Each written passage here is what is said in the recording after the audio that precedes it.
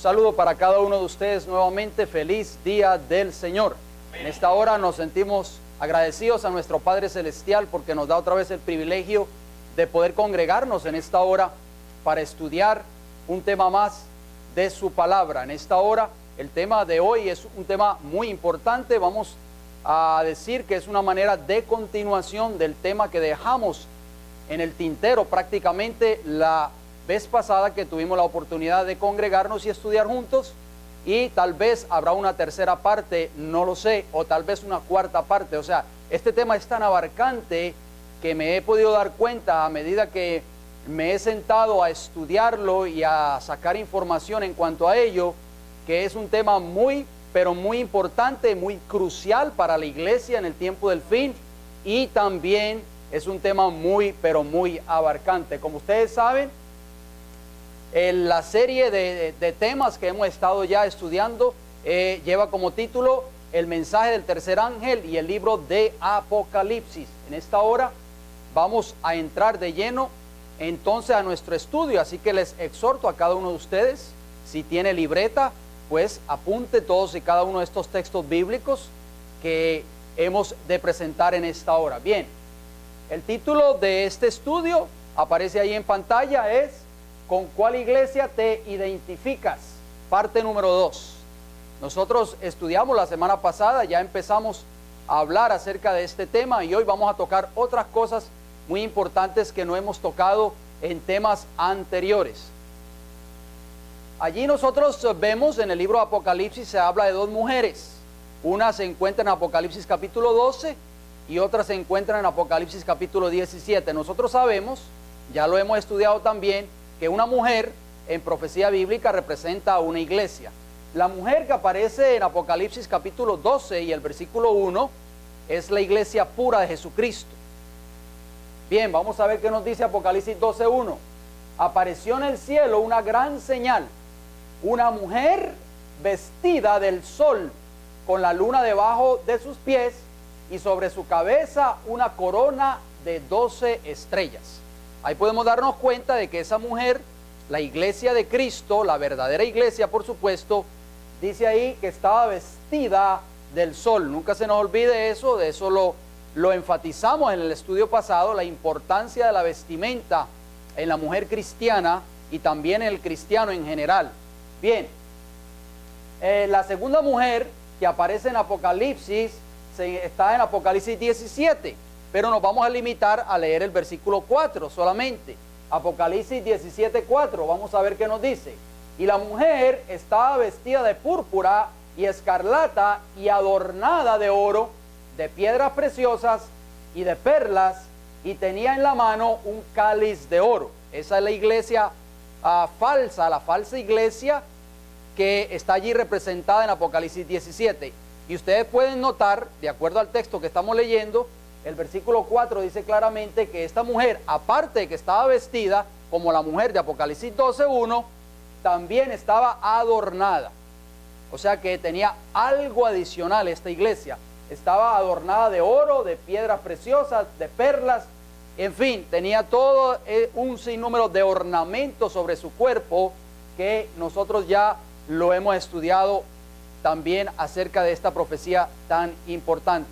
Una vez más, quiero decirles por anticipado que el estudio de esta hora es un poquito, quizás va a sonar un poquito fuerte para algunas personas aquí presentes y tal vez para las personas que nos están viendo a través de este video. No es mi intención, no es la intención de este servidor quien les habla, ofender o atacarles individualmente, sino presentarles lo que dice la palabra de Dios, y ojalá que a la luz de cada uno de estos textos bíblicos que hemos de estudiar podamos darnos cuenta cuál es la voluntad del Señor para nosotros como pueblo de Dios, ¿verdad?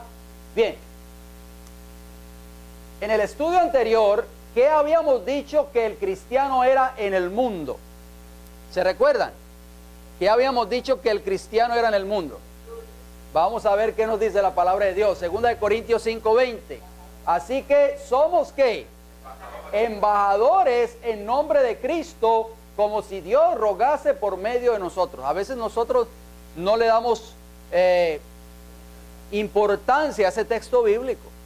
Es tan importante para nosotros ese texto que estamos allí leyendo, que aparece en vuestra pantalla. es que nosotros, donde quiera que vamos, somos embajadores ¿de quién? De Cristo. Somos representantes de Cristo, en otras palabras. Bien. Juan capítulo 20, versículo 21, ¿qué nos dice? Como me envió el Padre, así también yo, ¿qué cosa? Os envío. Muy importante. Cristo nos va a enviar a nosotros. ¿O nos envía a dónde? ¿A dónde? Al mundo. ¿Cómo qué? Como sus representantes. Como sus embajadores.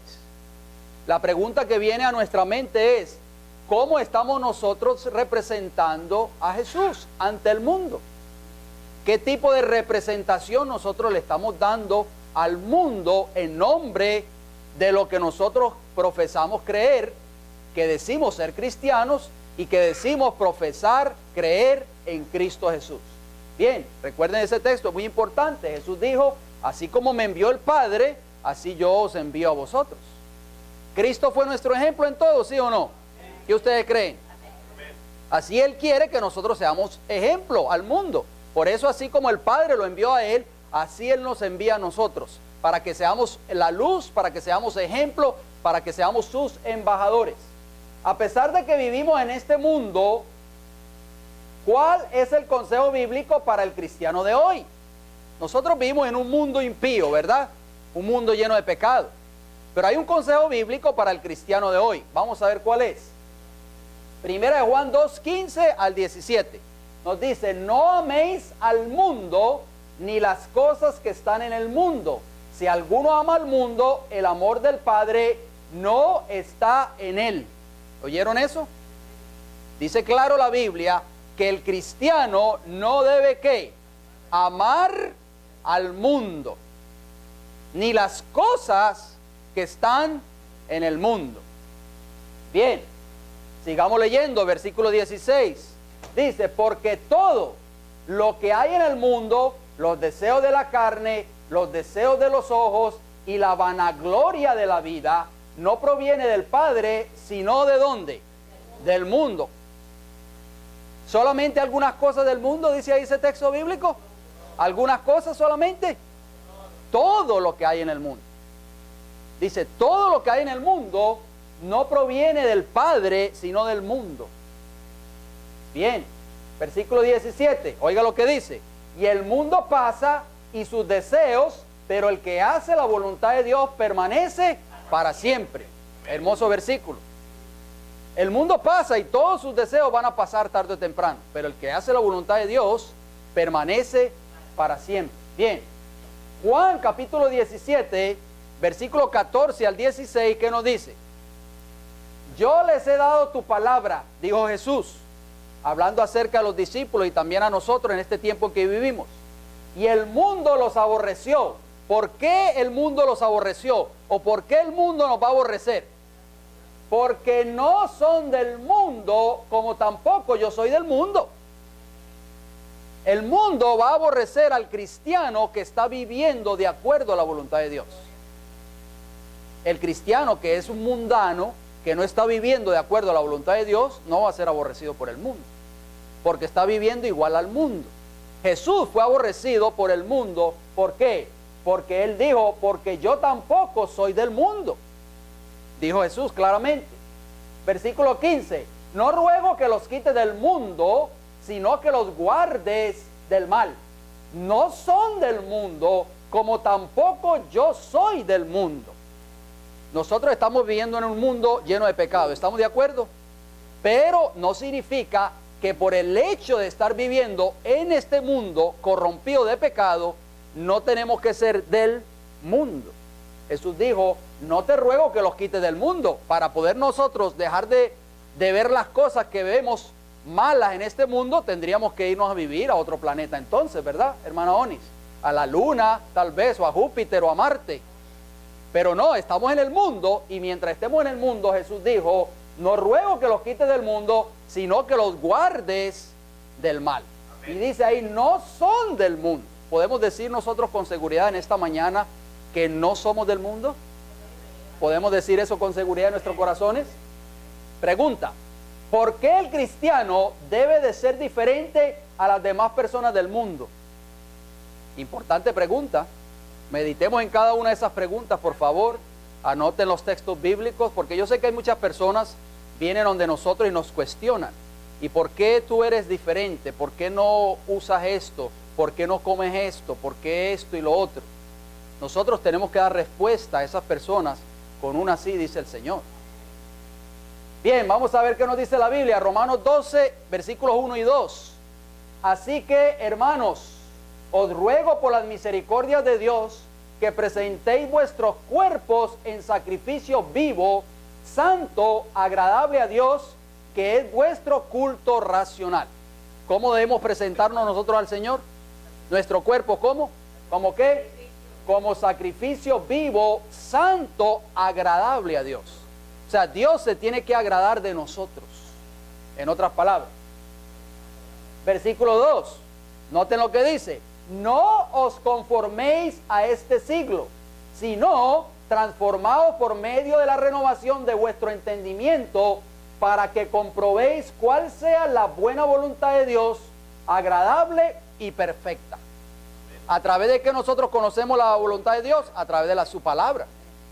Pero si nosotros rechazamos la palabra, nosotros entonces no vamos a conformarnos a la voluntad de Dios. Y dice ahí el versículo 2 de Romanos 12, que nosotros no debemos de conformarnos a este siglo, o sea, no debemos de conformarnos con las costumbres de este mundo. Bien. Pregunta, ¿cuál debe ser el adorno exterior que no debe de llevar la mujer que desea seguir a Cristo? Muy importante, ya abarcamos un poco de eso en el estudio anterior, pero hoy vamos a tocar otras cosas que no tocamos en el estudio anterior. Bien, vamos a ver qué nos dice la palabra del Señor. Primera de Pedro 3, versículo del 3 al 5. Vuestro atavío, o sea, vuestro vestuario, mujeres aquí presentes, damas cristianas aquí presentes, dice, no sea el externo de peinados ostentosos, de adornos de oro o de vestidos lujosos, sino el interno, el del corazón, en el incorruptible ornato de un espíritu afable y apacible, que sigue diciendo que es de grande estima delante de Dios. Versículo 5, porque así también se ataviaban en otro tiempo aquellas santas mujeres que esperaban en Dios, estando sujetas a sus maridos. Amén. Bien, ahí está una exhortación, vamos a decirlo así, para nuestras queridas hermanas aquí presentes en esta hora y para aquellas que nos están viendo a través de este video. El Señor, a través de su palabra escrita, le está exponiendo a la dama cristiana, a la hermana que dice ser embajadora de Cristo en esta tierra, de cómo ataviarse para poder ser embajadora de Cristo al mundo, para poder ser luz en medio de las tinieblas, para poder seguir el ejemplo de Jesús en esta tierra. Recuerden los textos que acabamos de leer. Estamos en el mundo, pero no somos del mundo. No podemos imitar las modas del mundo. No podemos vestirnos como el mundo se viste. ¿Estamos entendiendo? Bien. Primera de Timoteo capítulo 2, versículos 9 y 10 nos dice, asimismo, que las mujeres se atavíen, o sea, se vistan de ropa ¿qué?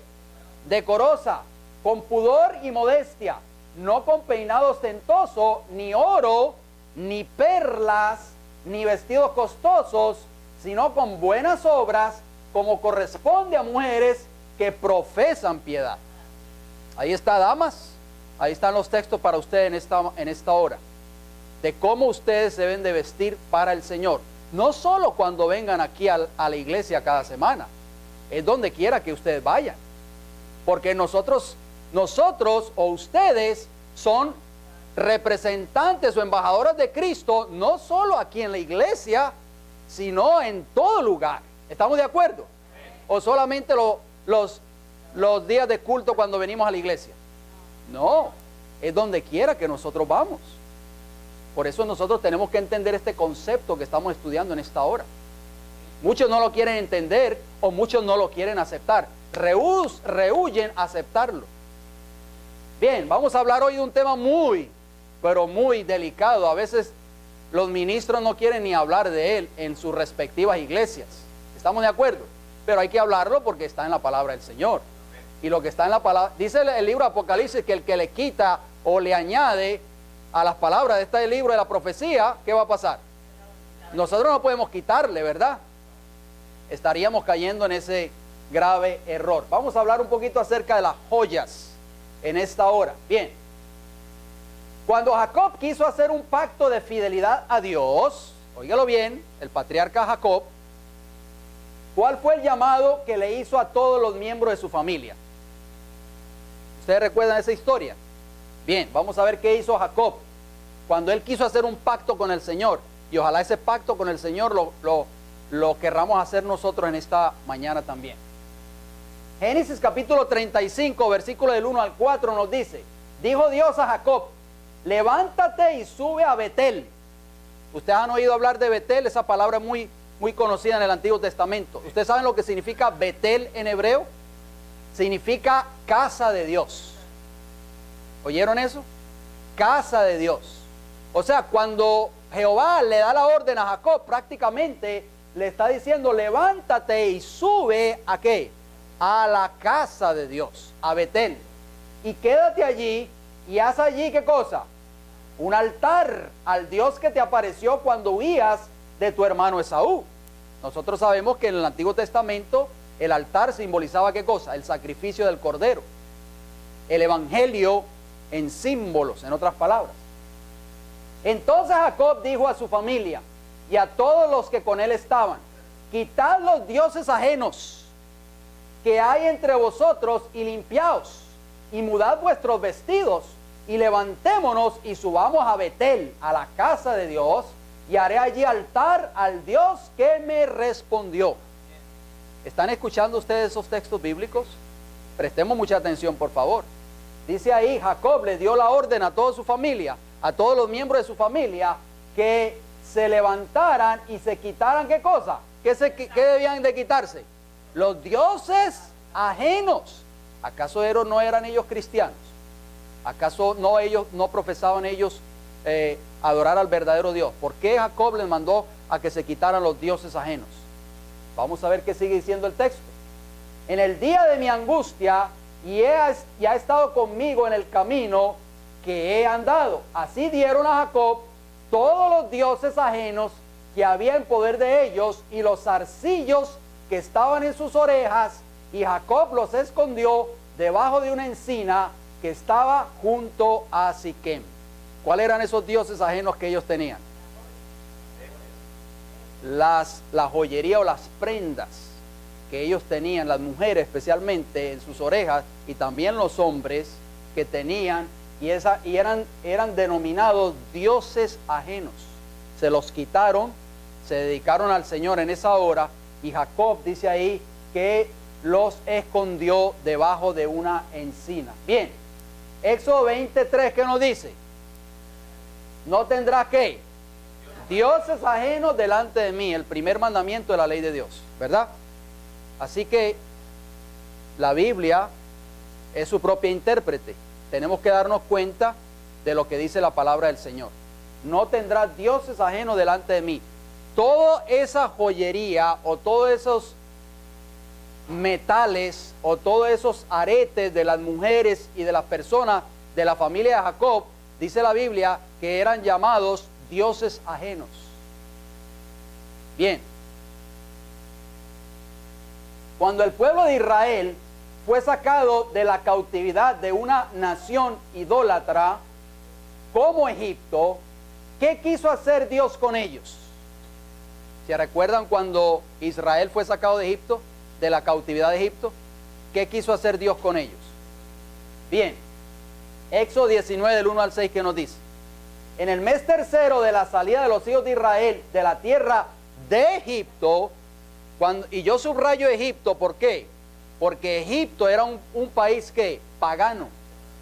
Ellos habían estado esclavos por 400 años allí en Egipto y habían salido de esa cautividad egipcia, y cuando el Señor los saca a través del poder de su brazo extendido, dice que cuando ellos salieron, los hijos de Israel salieron de la tierra de Egipto, en el mismo día llegaron al desierto de Sinaí. Versículo 2. Habían salido de Refidim y llegaron al desierto de Sinaí y acamparon en el desierto, y acampó allí Israel delante del monte. Veamos por favor el cuadro que estamos viendo allí en esos textos. Israel sale de la cautividad de Egipto, llega al monte Sinaí, donde nosotros sabemos que allí estaba manifestada la presencia de Jehová. Bien, ¿qué sucedió? Y Moisés subió a Dios, y Jehová lo llamó desde el monte, diciendo: así dirás a la casa de Jacob, y anunciarás a los hijos de Israel: vosotros visteis lo que hice a los egipcios, y cómo os tomé sobre alas de águilas, y os he traído a mí. Ahora pues, si diereis oído a mi voz, y guardareis mi pacto, vosotros seréis mi especial tesoro sobre todos los pueblos, porque mía es toda la tierra. Amén. Qué hermosas palabras. Versículo 6. Y vosotros me seréis un reino de sacerdotes y gente santa. Estas son las palabras que dirás a los hijos de Israel. ¿Cuál era el objetivo del Señor para con Israel? Que fuera un pueblo y una nación que santa. El Señor los sacó, los llevó hasta Sinaí, y de allí, a través de su siervo Moisés, quiso hacer un pacto con su pueblo, con el pueblo de Israel. Nosotros conocemos la historia. Israel contestó: todo lo que Jehová ha dicho, haremos. Pero ¿qué sucedió tiempo después? Nosotros conocemos los desarrollos de esta historia. Bien, así como Dios quiso hacer un pacto con el antiguo Israel en aquel entonces, el Señor quiere hacer un pacto con su iglesia en este tiempo en que vivimos, con nosotros en esta hora. El Señor quiere hacer ese pacto contigo en estos momentos. Con todos los años que pasaron como esclavos en Egipto, los israelitas habían adoptado todas las costumbres paganas de Egipto. ¿Cuál era una de ellas? Vamos a ver qué nos dice la Escritura. Éxodo 32, del 1 al 5 dice: viendo el pueblo que Moisés tardaba en descender del monte, se acercaron entonces a Aarón y le dijeron: levántate, haznos ¿qué? Dioses. ¿Se acuerda el texto que leímos acerca de Jacob? Cuando Dios le dice a Jacob: dile al pueblo, a tu familia, que dedique esos dioses ajenos. Dice: levántate, haznos dioses que vayan delante de nosotros. ¿Qué estaba sucediendo allí? Moisés se había subido al monte, había subido a entrevistarse con Jehová. Tardaba Moisés en bajar del monte. El pueblo de Israel se desesperó y se encargó de pedirle a Aarón que fuera y se levantara y le hicieran dioses para ellos adorarle. ¿Qué mentalidad tenía el pueblo de Israel todavía? Una mentalidad idolátrica, ¿verdad?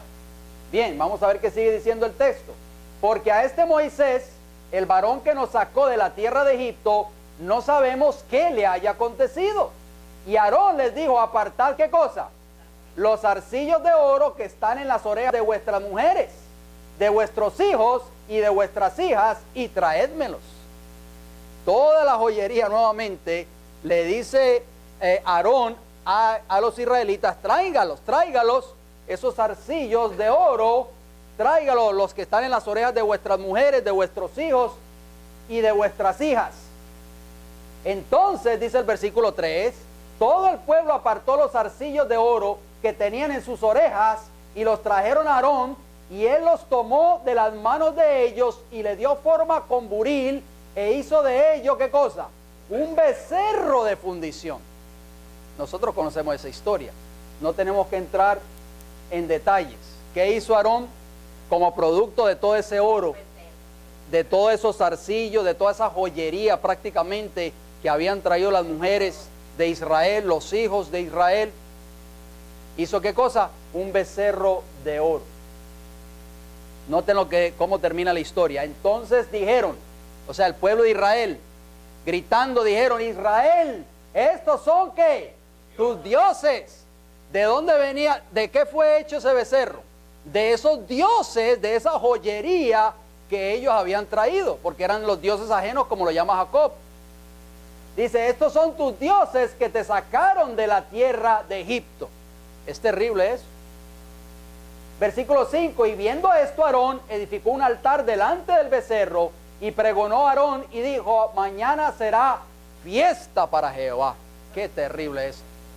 Hagamos fiesta. Qué increíble, ¿verdad?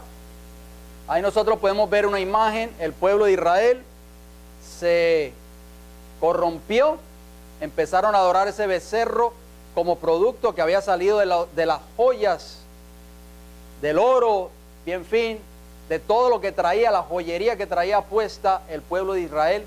Levantan ese becerro allí y comienzan a adorar ese becerro y atreverse a decir: Israel, estos son tus dioses que te sacaron de la tierra de Egipto. Qué horror, hermano. Vamos a leer esa nota ahí. Cuando los hijos de Israel pasaron el plato de la ofrenda, óigalo bien, ellos tenían suficiente joyería como para hacer un pequeño becerro. ¿Sí o no? Si hoy se pasara el plato en las iglesias de aquellos que profesan obedecer la palabra de Dios, creo que tendríamos suficiente oro como para hacer un elefante africano. Así que hoy yo creo que bastaría el oro, no para hacer un pequeño becerro, sino para hacer un elefante africano. Bien, ¿cuál fue la orden que le dio Jehová a Moisés después del incidente con el becerro de oro? Vamos a ver qué hizo. Voy a leer estos textos que vamos a leer a continuación. Los traje en otra versión diferente porque me gustaron, como decía la versión Dios habla hoy. Muchos de ustedes tienen esta versión en vuestras casas, pero vamos a ver qué le dijo Jehová a Moisés después del incidente del becerro de oro.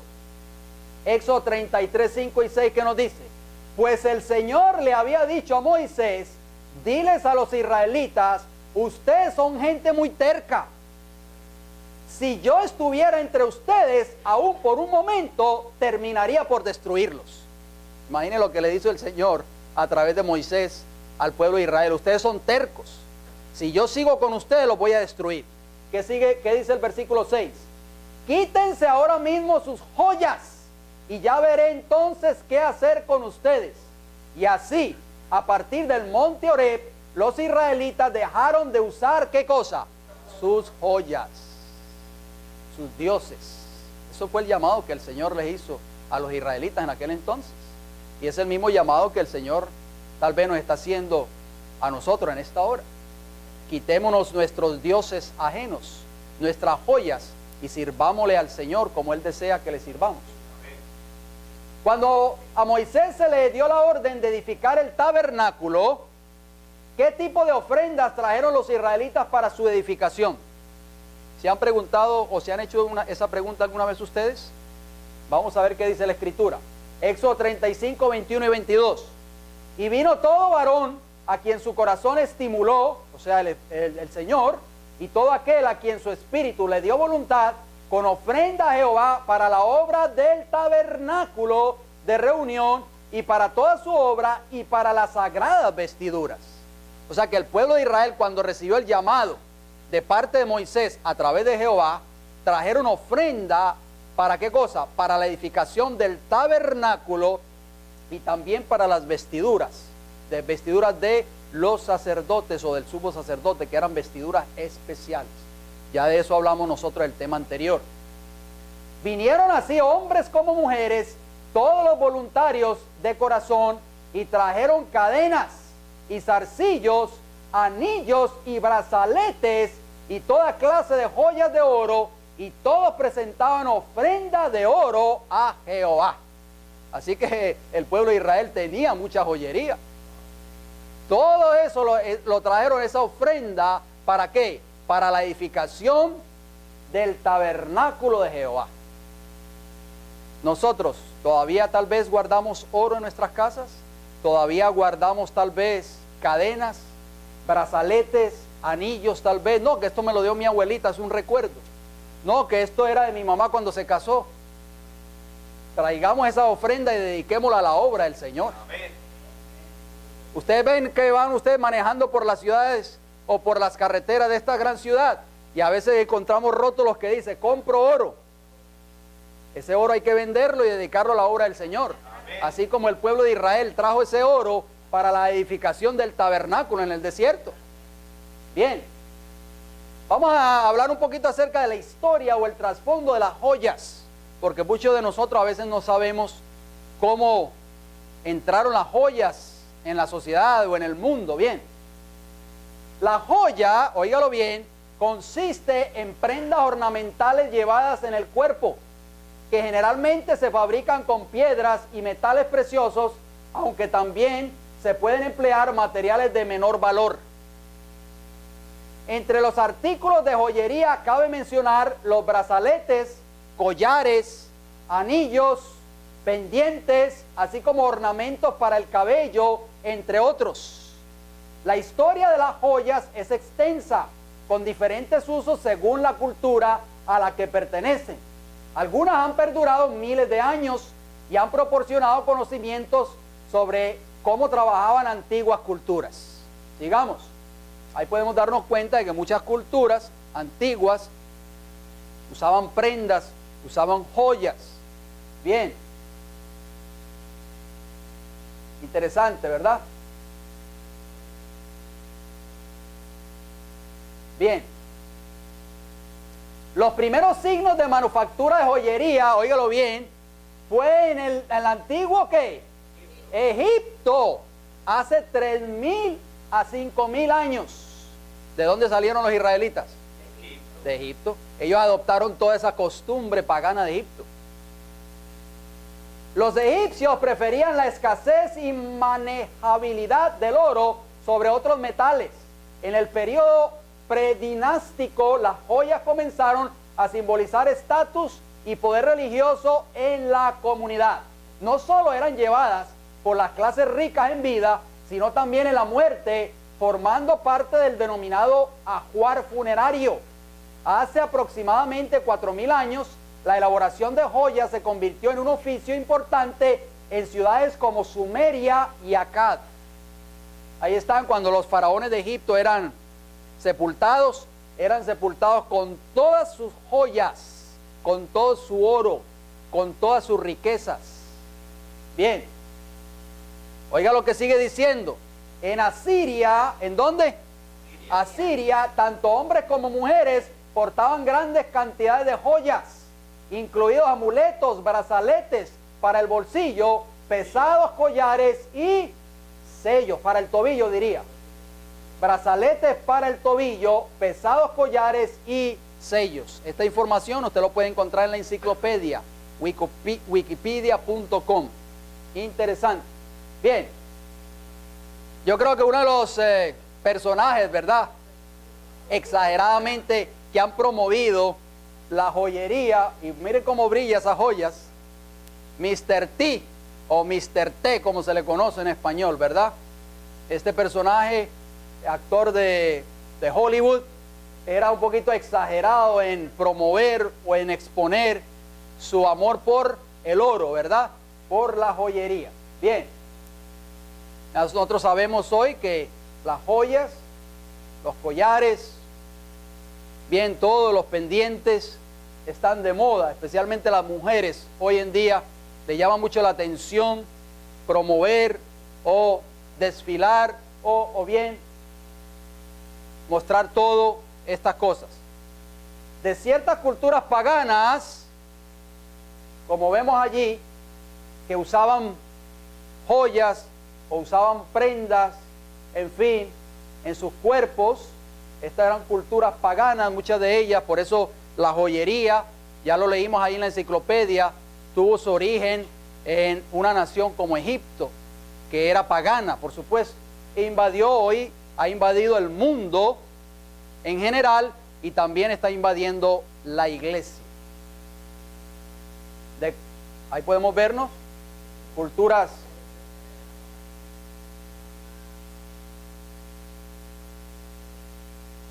bien, a lo exagerado y grotesco.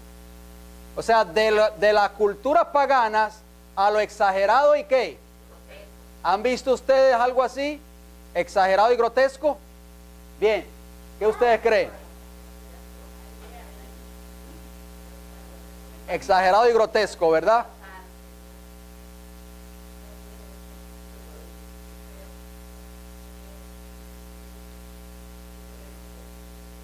Hoy la juventud ha llegado a niveles que nosotros nos alarmamos tal vez. el famoso piercing que le llaman en inglés, o el traspaso de sus órganos para ponerse objetos de metal en la lengua y en otras partes del cuerpo que tal vez no podríamos mostrar en esta iglesia, ¿verdad? La perforación de los órganos,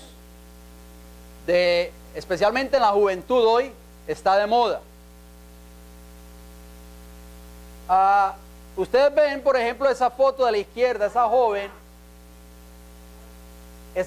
esto está de moda hoy en la juventud, la perforación de argollas en la carne de la espalda o en el estómago, en el torso, para pasarse un sinnúmero de hilos, diría yo, o de fibras, como adorno supuestamente, y eso lo están exhibiendo hoy la juventud. La lengua partida con un cierre metálico, o una perforación en la nariz. Y hay otros que llegan a un punto demasiado exagerados. O sea, de lo pagano a lo que, a lo grotesco, que nosotros a veces nos alarmamos, ¿verdad?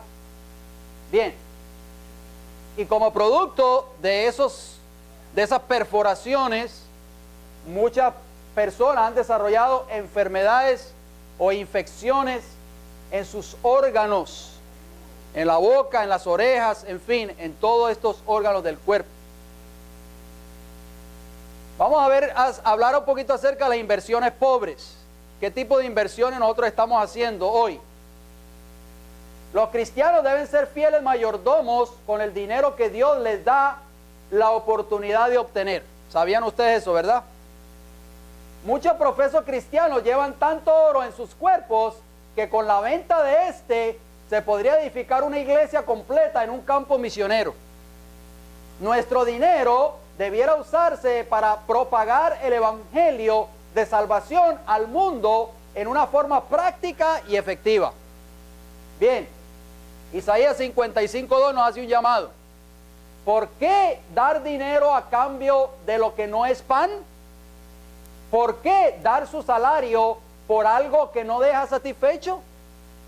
¿En qué nosotros estamos invirtiendo nuestro dinero? ¿En algo que no es pan? Pan en la Biblia es símbolo ¿de qué? De la palabra de Dios. Jesús dijo, yo soy el pan de vida. El mundo hoy está hambriento por falta de este pan. Y las personas están invirtiendo grandes cantidades de dinero en oro o en alhajas, en joyas, y también los profesos cristianos, pero prefieren invertir o dar ese dinero y no invertirlo en la obra del Señor. Por eso dice ahí, ¿por qué dar dinero a cambio de lo que no es pan? Bien, Mateo 6:19-21, palabras de Jesús. No os hagáis tesoros, ¿dónde? En la tierra, donde la polilla y el orín corrompen, y donde ladrones minan y hurtan, sino haceos tesoros, ¿dónde? En el cielo, donde ni la polilla ni el orín corrompen, y donde ladrones no minan ni hurtan, porque donde esté vuestro tesoro, allí estará también, ¿qué cosa? Vuestro corazón. Ahí está. ¿Dónde tenemos nuestro corazón puesto? ¿En la riqueza de este mundo o en los tesoros del reino de los cielos? Nuestro dinero no debería ser invertido en joyas. Toda la joyería se derretirá cuando Cristo venga por segunda vez, y yo personalmente preferiría no estar usando ningún tipo de joyas cuando esto suceda. Lo único de valor que irá al cielo será personas transformadas. Amén. Eso es lo único de valor que va a ir al cielo. Santiago 5:3 que nos dice: vuestro oro y plata están enmohecidos, y su moho testificará contra vosotros y devorará del todo vuestras carnes como fuego. Habéis acumulado tesoros para los días postreros. Ahí está, ¿en qué nosotros estamos invirtiendo nuestro dinero? ¿En joyas? ¿En oro? Dice ahí que ese dinero, ese oro y esa plata están enmohecidos y van a devorar nuestras carnes en el día postrero. ¿Y qué diríamos del qué? Del famoso anillo de compromiso. ¿Qué diríamos del anillo de compromiso? O el anillo matrimonial. Bien, el apoyo por el anillo de compromiso no se encuentra en ningún lugar en la Escritura. Usted no va a encontrar eso en ningún lugar en la Escritura. La Biblia no dice que algunos anillos pueden ser usados y otros no deberían ser usados. No lo dice así la Escritura. El uso de anillos de boda data de una tradición que viene del paganismo y desde entonces ha sido acogido y bautizado por el cristianismo. ¿Oyeron eso? Bien. Ustedes ven ahí esa foto que aparece ahí en pantalla. Cardenal John Henry Newman. ¿Quién fue el cardenal John Henry Newman? Fue un cardenal de la Iglesia Católica, por supuesto. Este hombre escribió un libro que ustedes lo pueden encontrar en la internet y lo pueden leer si así gustan. Este hombre escribió un libro, ahí está la portada del libro. El libro lleva como título Una composición en el desarrollo de la doctrina cristiana. Por supuesto, la doctrina católica. Y note lo que dice este hombre en este libro, óigalo bien, es sacado de un libro católico y noten lo que este cardenal escribió.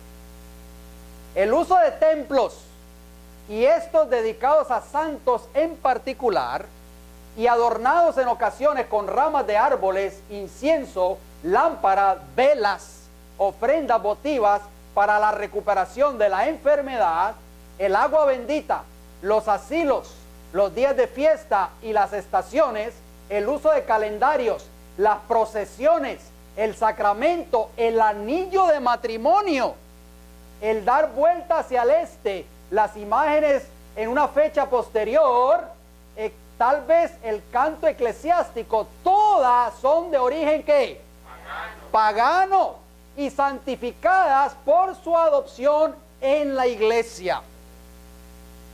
Ahí está una composición en el desarrollo de la doctrina cristiana, la página 373, usted lo puede leer ahí. Un cardenal de la Iglesia Católica diciendo que el anillo de matrimonio es de origen pagano. Y entonces nosotros como cristianos queremos usar la excusa de que eso está siendo aprobado por el Señor. No porque la iglesia ya lo permite, no porque el pastor me dio el permiso, no porque la conferencia tal ya lo permite. Pero eso podrá ser la conferencia tal, pero el Señor no lo manda en su palabra. Jesucristo es nuestro ejemplo en todo, ¿sí o no? ¿Qué ustedes creen? ¿Debemos seguir el ejemplo de Cristo en todo? ¿Qué ustedes? Bien. Lucas 9:23, ¿qué dice? Si alguno quiere venir en pos de mí, niéguese a sí mismo, tome su cruz cada día y sígame. Tenemos que negarnos a nosotros mismos en muchas cosas. El cristiano no quiere negarse. Pero el Señor dice, si usted quiere venir en pos de mí, niéguese a sí mismo, tome su cruz cada día y sígame. Cuando nosotros vemos esa foto allí, ¿qué vemos allí en pantalla? Vemos a Cristo en la cruz del Calvario, ¿verdad? Cuando murió por nosotros. ¿Qué sucedió cuando Cristo estaba siendo crucificado? Algo pasó allí, ¿ustedes recuerdan? No. Aparte de eso, sí, por supuesto, pero estamos hablando de hoy de nuestra apariencia exterior, el vestido y todo eso. Vamos a ver qué sucedió. Cuando Cristo fue crucificado, los soldados echaron suerte sobre sus vestidos, no sobre su joyería, porque Cristo no usaba ningún tipo de joyas. O si no, también hubiesen echado suerte sobre su joyería, sobre sus anillos, sobre sus brazaletes o sobre sus cadenas. ¿Estamos de acuerdo? Juan 2, 19, 23, 24, va a ver qué nos dice. Juan 19, 23 dice, cuando los soldados hubieron crucificado a Jesús, tomaron ¿qué cosa? Sus vestidos e hicieron 4 partes, uno para cada soldado. Tomaron también su túnica, la cual era sin costura, de un solo tejido de arriba abajo. Entonces dijeron entre sí, no la partamos, sino echemos suertes sobre ella, a ver de quién será. Si Cristo hubiese traído joyas, brazaletes, anillos, cadenas, también hubiesen echado suerte sobre ella. Pero Cristo no usaba joyas. Cristo está a la puerta del corazón tocando nuestros corazones, apelando a cada uno de nosotros en esta hora.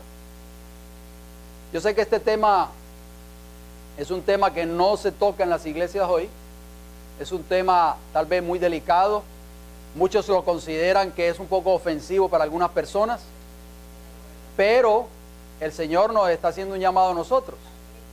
El Señor quiere que nosotros presentemos esto a la iglesia, porque es importante que el cristiano sea un embajador de Cristo donde quiera que Él va, tal y como lo manda la palabra o la Escritura, las pautas que la Escritura ha marcado. En nuestro próximo estudio vamos a hablar de otros temas muy importantes, no hemos terminado todavía. Esta es la segunda parte. Vamos a abarcar otros temas que no hemos tocado. Pero Jesús sigue tocando la puerta de nuestros corazones para que nosotros abramos la puerta del corazón y dejemos entrar a Jesús y que sea Cristo el que reine en nuestros corazones. Que sea Cristo el que nos muestre cómo nosotros debemos de vestirnos, cómo debemos de comportarnos, cómo debemos de hablar, cómo debemos de comer, en fin, cómo debemos de vivir en un mundo donde lo único que vemos es perversión, pecado y maldad. Que el Señor te bendiga a ti en esta hora. Que podamos mirar solamente a Jesús, como dice la Escritura, puesto los ojos en el autor y consumador de la fe, Cristo Jesús. A Él es quien tenemos que mirar y a Él es quien tenemos que imitar. No al mundo, no a las modas del mundo, no a las cosas del mundo. Como decía la Escritura, no améis al mundo ni las cosas que están en el mundo. Que el Señor te bendiga en esta hora. Vamos a terminar con una palabra de oración y vamos a ir de rodillas, por favor.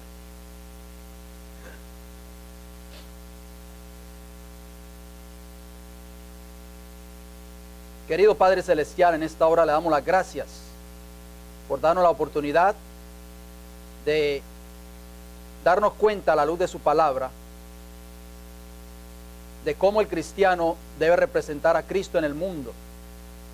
Le rogamos, Padre, de que usted nos ayude a no ser rebeldes, a no desechar los consejos que hemos estudiado en esta hora y que podamos ponerlos en práctica en nuestra vida. Ayúdenos a ser fieles mayordomos del dinero que usted nos ha dado la oportunidad de obtener a través del trabajo, para que lo podamos invertir para la gloria y la honra de su santo nombre, para el adelantamiento de su obra en esta tierra y no para los deleites que el mundo ofrece.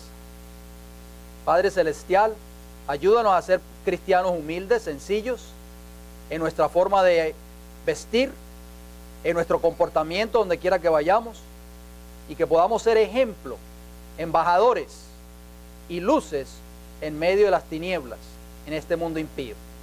Le damos las gracias, Señor, por su palabra en esta hora, por darnos la oportunidad de haber estudiado este importante estudio. Se lo pedimos y se lo agradecemos todo en el nombre de Cristo Jesús. Amén. Que el Señor les bendiga a cada uno de ustedes en esta hora.